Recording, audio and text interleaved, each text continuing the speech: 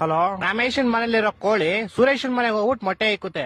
ಇವಾಗ ಮೊಟ್ಟೆ ಯಾರ್ದು ಅಂತ ಹೇಳಪ್ಪ. ಮೊಟ್ಟೆ ಈಗ ಸುರೇಶನ್, ಯಾಕಂದ್ರೆ ಕೋಳಿ ಸುರೇಶನ್ ಮನೇಲಿ ಬಂದಿರ್ತಲ್ಲ, ಯಾರ ಮನೇಲಿ ಬಂದ್ ಮೊಟ್ಟೆ ಇಡುತ್ತೋ ಅವ್ರದೇ ಮೊಟ್ಟೆ. ಇಲ್ಲ ಲೇ, ಇಲ್ವಾ? ಮತ್ತಿನ್ಯಾರ್ದು ಮೊಟ್ಟೆ?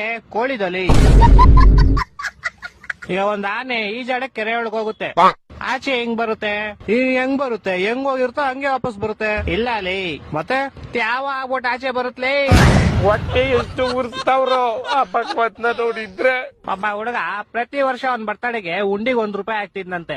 60 ವರ್ಷ ಆದ್ಮೇಲೆ ನೋಡಿದ್ರೆ ಅದ್ರಲ್ಲಿ ಬರೀ ₹12 ಐತಂತೆ. ಹೆಂಗೆ ಅಂದ್ರೆ ಅವ್ನು ಯಾರ ಚಪ್ಪಲಿ ಇರ್ತಾನೆ ಎತ್ಕೊಂಡಿರ್ತಾನೆ. ಇಲ್ಲ ಲೇ, ಮತ್ತೆ ಅವ್ನ್ ಬರ್ತಡೆ ಫೆಬ್ರವರಿ 29 ಇತ್ಲೇ. ನನ್ನ ಮಕ್ಕಳು ಒಂದೊಂದಲ್ಲ.